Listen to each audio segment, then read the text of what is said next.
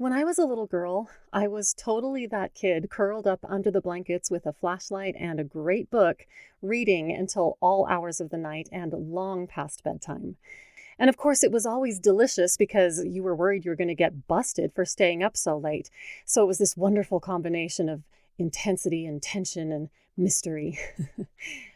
I grew up with Nancy Drew, and if you did too, come along with me and we'll hang out again and we'll have a great time. If this is your first time listening to Nancy Drew or meeting her, I hope she just becomes your best friend just like she did for me. The Secret of the Old Clock. Book 1 in the Nancy Drew Mystery Series by Carolyn Keene. Narrated by Tawnya Rollingson. Chapter 1. The Lost Will. It would be a shame if all that money went to the Tophams. They will fly higher than ever. Nancy Drew, a pretty girl of 16, leaned over the library table and addressed her father, who sat reading a newspaper by the study lamp. "I beg your pardon, Nancy. What were you saying about the Tophams?" Carson Drew, a noted criminal and mystery case lawyer, known far and wide for his work as a former district attorney, looked up from his evening paper and smiled indulgently upon his only daughter. Now, as he gave her his respectful attention, he was not particularly concerned with the Richard Topham family, but rather with the rich glow of the lamp upon Nancy's curly golden bob. Not at all the sort of head which one expected to indulge in serious thoughts, he told himself. Mischievously, Nancy reached over and tweaked his ear. "You weren't paying a bit of attention," she accused him sternly. "I was saying I think it's mean if those snobbish Tophams fall heir to all of Josiah Crowley's fortune. Can't something be done about it?" Removing his horn-rimmed spectacles and carefully folding the paper, Carson Drew regarded his daughter meditatively. "I'm afraid not, Nancy. A will is a will, you know." "But it does seem unfair that all the money should go to them, especially when they never treated Josiah Crowley like a human being." "The Tophams were never noted for their charitable dispositions," Carson Drew observed with a smile. "However, they did give Josiah a home." "Yes, and everyone knows why. They wanted to work him into leaving all his money to them. And it seems that their scheme worked, too. They treated him like a prince until he made his will in their favor, and then they acted as though he were dirt under their feet. Folks said he died just to be rid of their everlasting nagging." "The Tophams aren't very well liked in our little city, are they?" Mr. Drew commented dryly.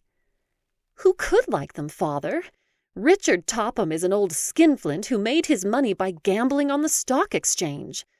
And Cora, his wife, is nothing but a vapid social climber. The two girls, Isabel and Ada, are even worse. I went to school with them, and I never saw such stuck-up creatures in all my life. If they fall heir to any more money, this town won't be big enough to hold them." In her estimate of the Topham family, Nancy Drew did not exaggerate. Nearly everyone in River Heights shared the opinion that the Tophams were snobbish and arrogant, and the treatment they accorded old Josiah Crowley had aroused a great deal of unfavorable comment. Nancy had never known Josiah well, but had often seen him on the street, and secretly had regarded him as a rather nice but extremely queer sort of individual. His wife had died during the influenza epidemic following the World War, and since that time Crowley had made his home with various relatives. Although well-to-do, he preferred to visit around. At first, the Tophams had evidenced no interest in the old man, and he had been forced to live with kindly relatives who were scarcely able to have him with them. Crowley appreciated the sacrifice and openly declared that he intended to make his will in their favor. Then, 3 years before his death, the Topham family experienced a sudden change of heart. They begged Josiah Crowley to make his home with them, and at last he consented. Presently, rumor had it that the Tophams had induced him to make his will in their favor. But as time went on and Mr. Crowley, though failing in health, maintained as firm a grip on life as ever, the Tophams treated him unkindly. Although he continued to live with them, it was whispered about that frequently he slipped away to visit his old friends, and that he intended to change his will again, cutting the Tophams out entirely. Then, one day, Josiah Crowley took to his bed and did not get up. Just before his death, he attempted to communicate something to the doctor who attended him, but his words were unintelligible. After the funeral, only one will came to light, and, to the surprise of everyone, it gave the entire fortune to the Tophams. "Father, what do you suppose it was that Mr. Crowley tried to tell the doctor just before he died?" Nancy demanded, after a moment of thought. "Do you imagine he was trying to disclose something about his will?" "Very likely, Nancy. Probably he intended to leave his money to more deserving relatives. But fate cheated him of the opportunity." "But isn't it possible that he did make such a will, and that he was trying to tell what he had done with it?" "Yes, that's a possibility, of course. Josiah Crowley was rather queer in many ways." "Perhaps he hid the will somewhere," Nancy suggested thoughtfully. "If he did, I'm afraid it will never come to light. The Tophams will see to that." "What do you mean, Father?" "The estate is a considerable one, I understand, Nancy, and the Tophams don't intend that anyone shall get a cent of it. It's my private opinion that they will take care that a second will is never found." "Do you mean that if they discovered the will, they would destroy it?" "Well, I'm not making any accusations, Nancy. But I do know that Richard Topham is shrewd, and he isn't noted for his honesty." "Can't the present will be broken?" "I doubt it. While I haven't gone into the case, I am of the opinion that the Tophams have a legal right to the fortune. It would cost considerable to contest the will, and so far as I know, the other relatives are in poverty. They have filed a claim, declaring that a later will was made in their favor, but I doubt that the matter will ever go further." "But the Tophams don't deserve the fortune, Father. It doesn't seem fair." "No, it isn't fair. But it is legal, and I'm afraid nothing can be done about it. There were 2 girls who live somewhere on the river road that were great pets of Crowley's when they were children. It seems to me that they should have had something, and there are a number of relatives who really deserve a portion of the fortune." Nancy nodded thoughtfully and relapsed into silence while she digested the facts of the case. From her father, she had acquired the habit of thinking things through to their logical conclusion. Frequently, Carson Drew had assured her that she went at a thing like a detective. Certainly, she had a naturally clever mind and took more than an ordinary interest in strange or baffling cases. Carson Drew, a widower, showered a great deal of affection upon his daughter. It was his secret boast that he had taught her to think for herself and to think logically. Since he knew that Nancy could be trusted with confidential information, he frequently discussed his interesting cases with her. A number of times Nancy had been present at interviews which her father had had with noted detectives who desired his aid in solving perplexing mysteries, and those occasions stood out as red-letter days for her.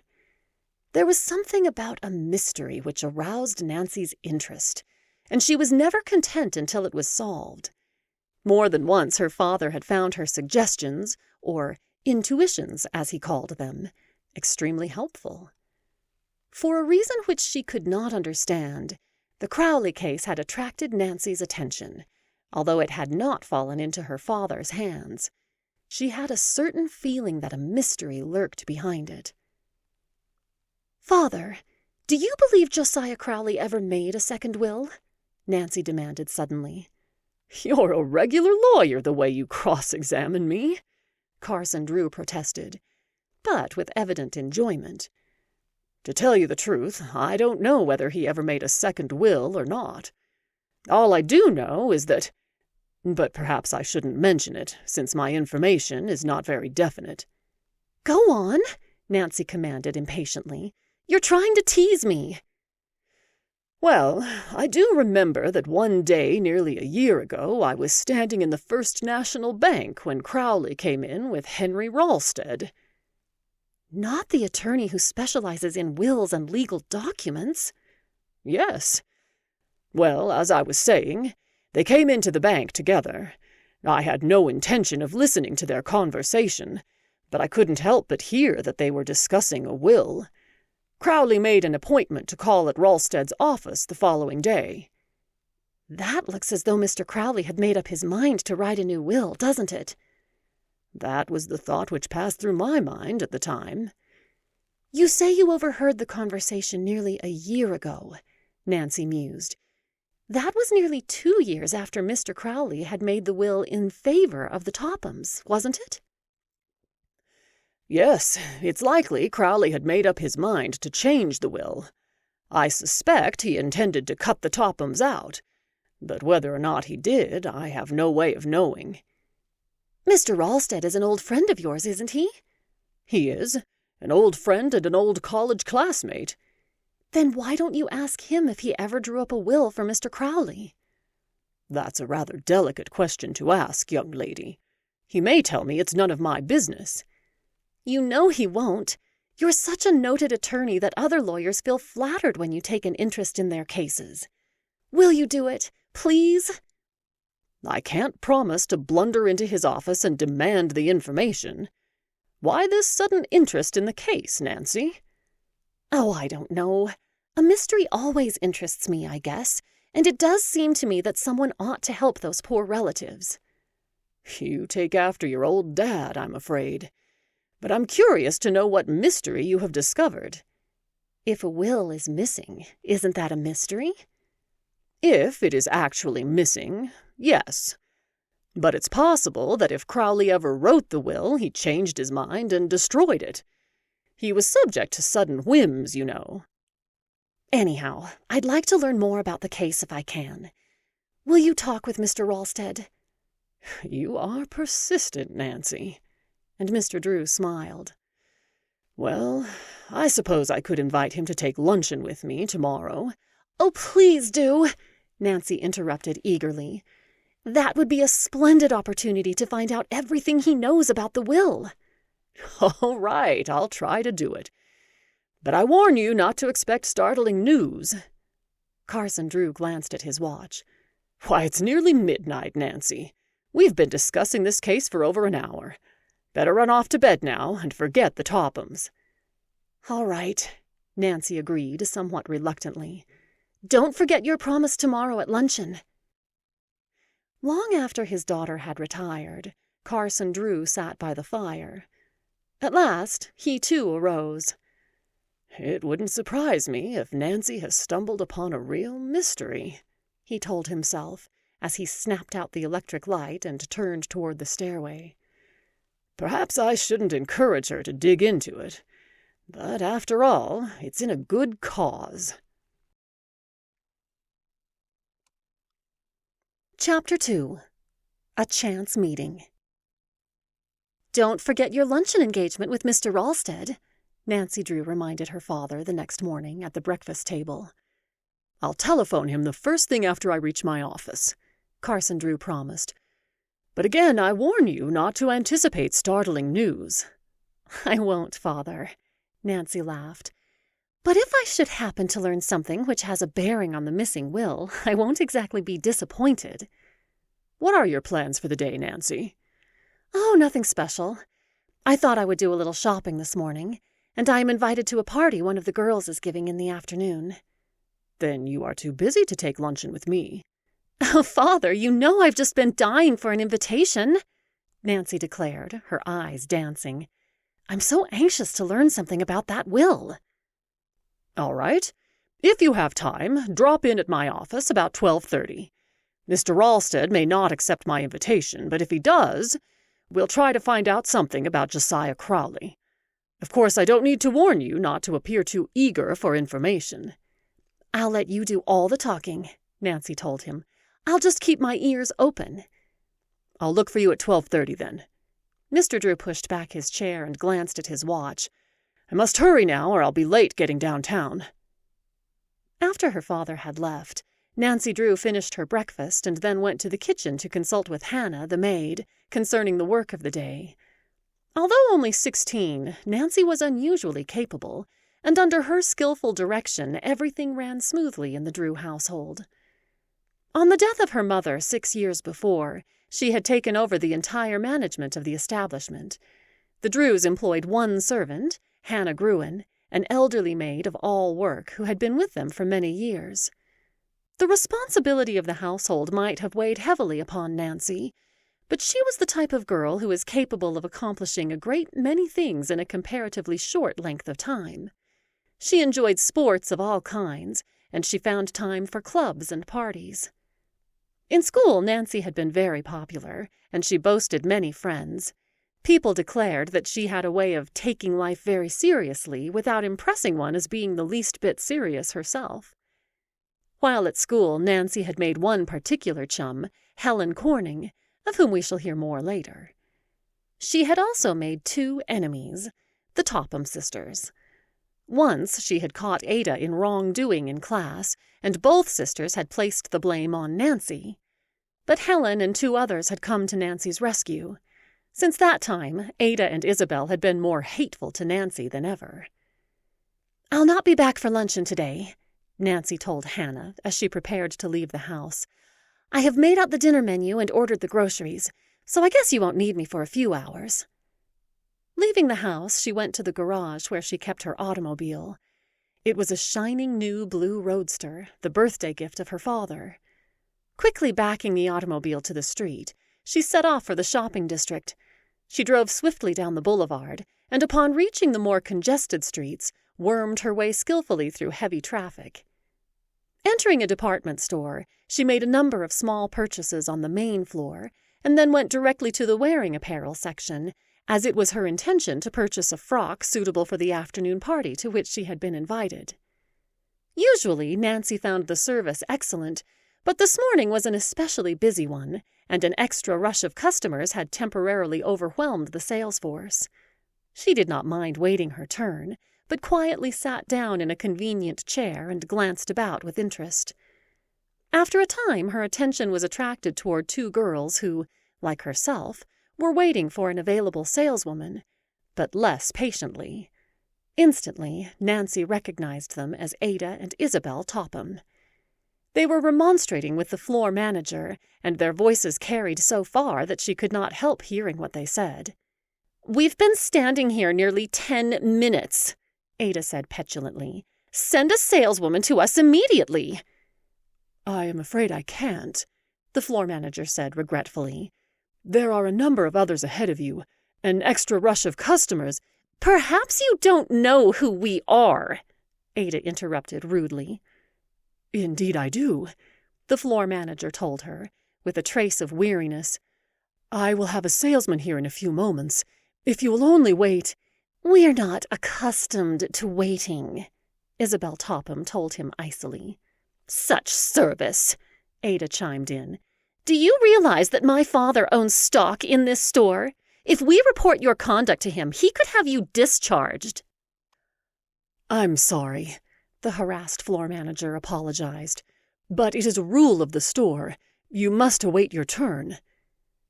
Ada tossed her head and her dark eyes flashed angrily. In spite of the expensive clothes she wore, she was anything but attractive, for she was tall and slender to the point of being termed skinny. Now that her face was distorted with anger, she was positively ugly. Isabel, who was the pride of the Topham family, was rather pretty in a vapid sort of way, but Nancy Drew thought that her face lacked character. She had acquired an artificial manner of speaking which was both irritating and amusing. It was her mother's ambition that someday she marry into a wealthy family, and every opportunity was given her for a brilliant match. The 2 sisters were older than Nancy, but had been in her class at school. She had found them stupid as well as arrogant. They had never been popular with their classmates, and had boasted few friends. Now, as they turned from the floor manager and saw her for the first time, Nancy bowed. Isabel coldly returned the bow, but did not speak a word of greeting. Ada gave no indication that she had even noticed her. "Snobs," Nancy told herself. "The next time I won't even bother to speak to them." At that moment, a saleswoman hurried toward the Topham girls, and at once they began to shower abuse upon her for her failure to wait upon them sooner.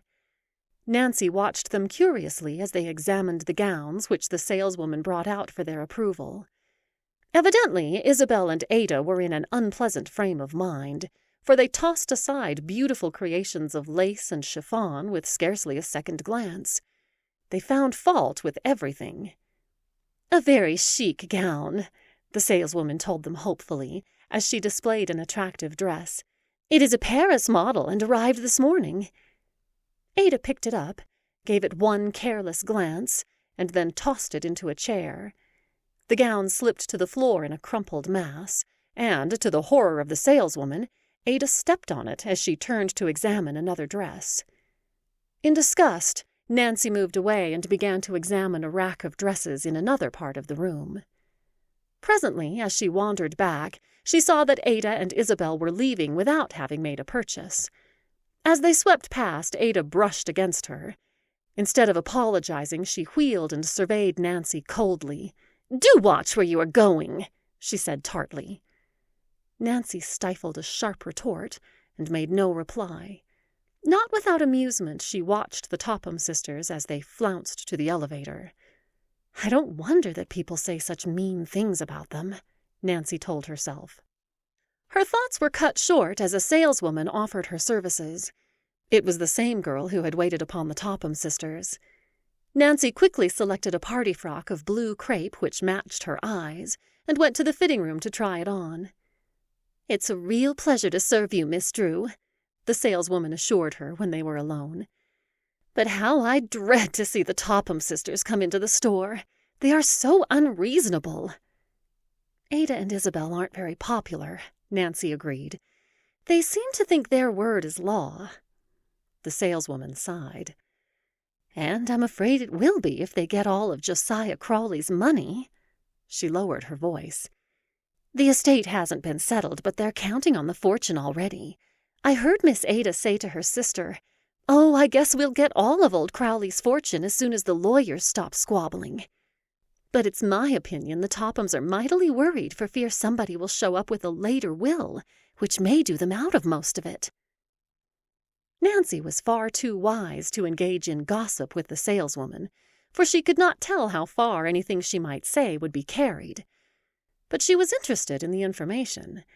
The fact that the Tophams were worried indicated to her that they were of the opinion that Josiah Crowley had made a second will. Evidently, they were somewhat disturbed by the claims of the other relatives. Ordering the frock which she had purchased sent to her home, Nancy glanced at her watch and saw that it was after 12 o'clock. "I must hurry, or I'll be late in meeting Father," she thought, and left the store. She drove directly to her father's office, and although a few minutes ahead of the appointed time, found that he was ready to leave. "What luck, Father?" Nancy demanded eagerly when they were alone in the inner office. "Did Mr. Ralsted promise to take luncheon with you?" "Yes. We are to meet him at the Royal Hotel in 10 minutes. Do you still think I should quiz him about the Crowley will?" "Oh, I'm more than ever interested in the case, Father. I can't tell you why, but I just seem to know that Josiah Crowley made a second will." "Well, your intuitions are frequently correct, Nancy." Mr. Drew smiled. "So I'll do my best to find out what Mr. Ralsted knows about the case. However, I must warn you not to appear too eager for information, or he may suspect we have a dark motive behind the luncheon invitation." "I'll be careful," Nancy laughed. The Royal Hotel was located less than a block away, and Nancy and her father quickly walked the distance. As they entered the lobby, they found Mr. Ralsted there ahead of them. Carson Drew introduced his daughter, and the three made their way to the dining room where a table had been reserved for them. At first, the conversation centered about a variety of subjects. As the luncheon progressed, the two lawyers began to talk enthusiastically of their college days together, and finally of their profession. Nancy began to fear that the subject of the Crowley estate would never be brought up. Then, over the coffee cups, Carson Drew skillfully swung the conversation into a new channel and began to discuss strange cases which had fallen into his hands. "By the way, I haven't heard the details of the Crowley case. How are the Tophams making out? I understand the relatives are trying to break the will." For a moment Mr. Ralsted remained silent, and Nancy began to think that he did not intend to enter into a discussion of the case. "The case wasn't turned over to me, Carson," the lawyer said quietly. "But I confess I've followed it rather closely because of a special interest I happen to have in Crowley. As the present will stands, I do not believe it can be broken." "Then the Tophams will get the entire estate," Mr. Drew commented. "Yes, unless another will is uncovered." "Another will?" Carson Drew inquired innocently. "Then you believe Crowley made a second one?" Mr. Ralsted hesitated, as though uncertain whether or not he should divulge additional information, and then, with a quick glance about, lowered his voice. "Of course, I wouldn't want this to get out," he began doubtfully. "You may trust Nancy not to repeat," Mr. Drew observed, guessing what was in the lawyer's mind. "I found that out by experience." And Carson Drew smiled upon his daughter. "Then I will say this much. It would not surprise me if another will should come to light. The Tophams treated Crowley most unkindly after he had made his will in their favor. About a year ago, Crowley came to my office and told me that he wanted to draw up a new will. He indicated that he intended to cut the Tophams off without a cent. He expressed a desire to write the will himself and asked me a number of questions. I told him exactly how to proceed. When he left my office, he promised that he would have me look over the document when he had drawn it up." "Then you actually saw the will?" Mr. Drew asked in surprise. "No, strange to say, Crowley never came back. I don't know whether he drew up the will or not." "And if he did, there would be an excellent chance that it would not be legal, I suppose." "Yes, it's a real trick to draw up a will that cannot be broken. But Josiah Crowley was a very careful man. Still, if he left even a loophole, the Tophams would drag the matter into court. Yes, it is a foregone conclusion that the Tophams will keep the fortune, whether they have a right to it or not. They have the advantage of money, you know. I believe the other relatives have filed a claim, but they have no proof a second will exists, and without money they cannot hope to fight the Tophams." While her father and Mr. Ralsted discussed the case, Nancy Drew remained silent, but not a word of what was said escaped her. Although she gave no indication of her feelings, the information excited her. After a time, Mr. Drew paid the luncheon check, and the three arose and left the dining room. Mr. Ralsted took leave of them in the lobby. "Well, Nancy, did you find out what you wanted to know?" Carson Drew inquired after the lawyer had disappeared. "Oh, Father, it's just as I suspected. Mr. Crowley did make a second will." "You mustn't jump hastily at conclusions," Mr. Drew warned her. "It's possible that Crowley never drew up the will at all, or if he did, he may have destroyed it." "That's possible, of course. But he had no love for the Tophams, and I have a feeling he hid the will someplace. Oh, if only I could find it." "It would be as easy as looking for a needle in a haystack," Mr. Drew replied. "If I were you, I would forget about the case, Nancy." "I can't forget about it until I've at least made an attempt to find out what became of that will," Nancy insisted stubbornly. "All right. Dig into the mystery if you like, but I'm afraid you've set yourself an impossible task. I don't see how you hope to discover what became of the will when you haven't even a clue." "I'll find a way," Nancy laughed. "Give me time and I'll surprise you." But after she had said goodbye to her father and was slowly driving toward home, doubt assailed her. She knew that the odds were against her. Although she was determined to find out what had become of the Crowley will, she was at a loss to know how to begin. As her father had reminded her, she did not have a single clue. "Where there's a will, there's a way," she quoted whimsically. That old proverb is doubly true in the Crowley case. If there actually is a second will, I'm going to find it. And if I do, I hope it won't prove to be in the Tophams' favor. Chapter 3. Racing the Storm. Nancy, if you haven't planned anything special for the day, I wonder if you would care to do a little errand for me? Inquired Carson Drew one morning at the breakfast table. Why, of course, Nancy agreed pleasantly. What is it? I have a number of legal documents which must be delivered to Judge Hartgrave at Masonville some time before noon. I would take them myself, but I have several important appointments this morning. I'll be glad to do the errand for you, Nancy promised willingly. I can run over to Masonville in the roadster. It isn't more than a 15-mile jaunt. Fine. That's a load off my mind. You're sure you don't mind? It's such a wonderful day, I'll enjoy the trip. Mr. Drew parted the curtains at the dining-room window and looked out. It is a bright day, but I can't say I like the appearance of those clouds in the west, Nancy. I'm afraid it may rain. You know how quickly our storms come up. I'll start just as soon as I can get ready then. Where are the papers?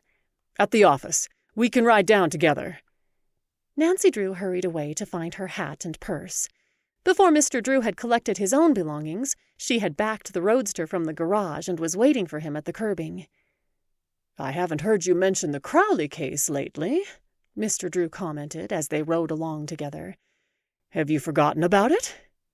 Nancy's face clouded. No, I haven't forgotten, but I must admit I have made no progress. I guess I'm not cut out for a detective. Don't feel discouraged, Nancy. The Crowley case would baffle a professional. I still haven't given it up yet, Father. I may stumble onto a clue one of these days.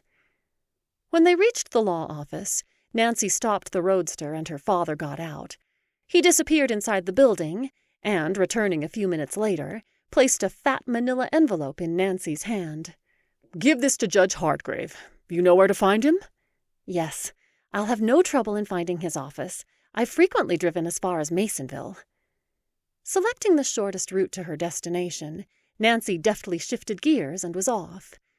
As she rode along the gravel road, her eyes traveled to the fields on either side of the highway. Like a true daughter of the Middle West, Nancy Drew took pride in the fertility of her state and saw beauty in a crop of waving green corn, as well as in the rolling hills and the expanse of prairie land. More than once, Nancy glanced anxiously at the sky. The sun shone down on the gravel road with dazzling intensity, but a large black cloud had settled in the west. Still, it did not appear to be rolling up very fast, and Nancy told herself that there was no need to worry. It won't rain for an hour or two, and by that time I'll be home, she thought. Nancy took her time on the road, and it was nearly 11 o'clock when she finally drove into Masonville. She went at once to Judge Hartgrave's office, but was informed that he had gone to the courthouse. Nancy knew that the legal papers which she had been sent to deliver were important, and rather than leave them with the office girl, she set off in search of the judge. She had considerable trouble in finding him, and it was nearly 12 o'clock when at last she delivered the manila envelope into his hands. Learning that Nancy was the daughter of Carson Drew, Judge Hartgrave insisted that she take luncheon at his home before returning to River Heights. Nancy accepted the invitation and spent a very pleasant hour in company with the judge and his wife. When at last she had insisted that she must start for home, it was after 1:30. I have half a notion to take a different route back, she told Judge Hartgrave, as she stepped into her blue roadster. It's a beautiful drive on the river road, but the trip will take longer, and I am afraid it may rain.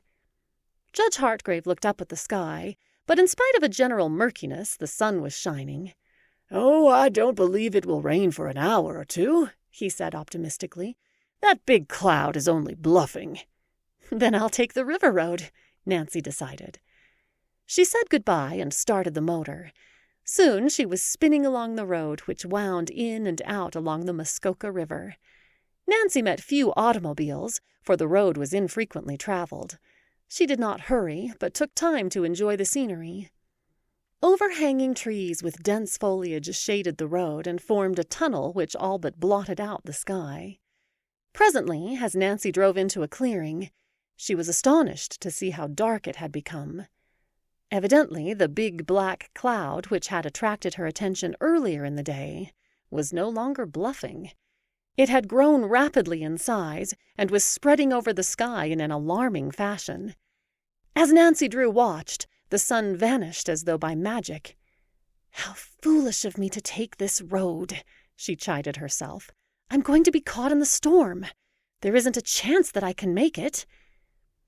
Although the river road was perfectly safe in dry weather, Nancy knew that a little rain would make it dangerously slippery. Then, too, the road was little traveled, and in case of accident she could not depend upon passing motorists for aid. If her roadster slipped into a ditch, it would be necessary to walk miles for help. Few persons lived along the river road, for the land was not considered valuable. In the spring of the year, with the arrival of heavy rains, the Muskoka River sometimes overflowed its banks and spread over the farmland, destroying the newly planted crops. For this reason, the district was not a popular one, and the land was held by poor folk. "If only I can find a farmhouse where I can drive in until the storm passes," Nancy thought desperately. The sky was now entirely overcast, and in among the trees it was as dark as night. Nancy could not see the road distinctly, and switched on the headlights of her roadster. A brisk breeze began to stir the trees, and the leaves seemed to whisper a fearful warning of the storm to come. A feeling of uneasiness took possession of Nancy Drew. She stepped on the accelerator, and the roadster fairly leapt forward as though it, too, understood the need for haste. Suddenly, a flash of forked lightning coursed across the sky, and was followed by a loud clap of thunder. "That was close," Nancy murmured uncomfortably. She bent low over the wheel and took the curves as fast as she dared.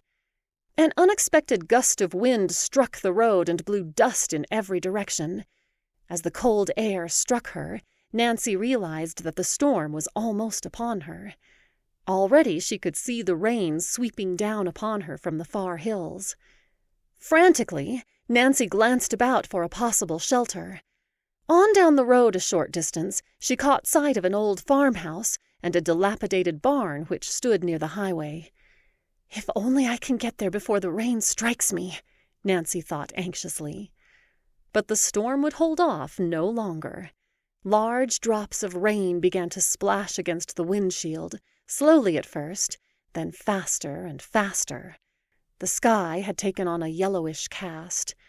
Then, unexpectedly, came a second flash of lightning, and simultaneously a deluge of rain. Nancy turned on the windshield wiper, but the rain was blinding in its violence. It was impossible to see more than a few feet ahead of the automobile, and almost in an instant the road had dissolved into a sea of mud. Nancy had been caught in a number of storms, but never one like this. She feared that she would slip into a ditch before she could reach the shelter of the barn. Then, at the side of the road, the barn loomed up, and in relief Nancy saw that the doors were wide open. Without an instant's hesitation, she headed straight for the building and drove in. Safely inside, she turned off the motor and the lights, and with a sigh of relief sank back against the cushions. "Well, you got in just in time," said a pleasant voice behind her. Startled, Nancy Drew turned quickly and saw a girl of her own age regarding her with interest. Even as the stranger spoke, the storm broke in full violence. A cold blast of wind rattled the barn doors and sent a sheet of rain inside. "I beg your pardon," Nancy apologized as she climbed from the roadster. "It wasn't very polite of me to run in here the way I did." "You're more than welcome to the shelter, I am sure," the stranger told her kindly. "I'm afraid we haven't much else to offer." In the semi-darkness, Nancy studied the girl curiously. She had been impressed with her cultured voice and manner, and now she noted that her clothing, while not expensive, was neat and well-made. The girl did not appear to be the daughter of a farmer who would live on this poor land, yet she seemed to fit into her background. "It looks to me as though we're in for a real storm," the girl said and smiled pleasantly. She glanced outside at the pelting rain. "I'm afraid you'll be forced to remain here for some time." "So long as I'm not out in the rain, I don't mind," Nancy replied quickly. "That is, if you don't object." "Object?" The girl spoke impulsively. "Oh, you can't understand how eager we are for visitors. Grace and I seldom have a chance to talk with anyone our own age. Sometimes a whole week will go by and we won't see anyone but the postman." Nancy Drew had a natural talent for unearthing interesting stories, and now a sixth sense seemed to tell her that she had encountered something unusual. She was eager to learn more about the girl and her reason for leading such an isolated life. "I must thank you for your hospitality," Nancy said with a friendly smile. "After all, perhaps the storm has done us both a real favor in throwing us together." At the moment, Nancy Drew little dreamed that the next few hours were to reveal the truth of her polite utterance. You finished the first 3 chapters of Nancy Drew. What did you think of her? The book describes her as having a naturally clever mind. She is capable, athletic, popular. The only glaringly obvious omission in the description of Nancy Drew is her appearance. We know that she has a curly golden bob. That's it. The rest of the description is reserved for her personality and her capabilities, which, quite frankly, I find refreshing. The plot is going to thicken now because in the next chapter, Nancy Drew is going to get her first real clue and begin her detective work in earnest.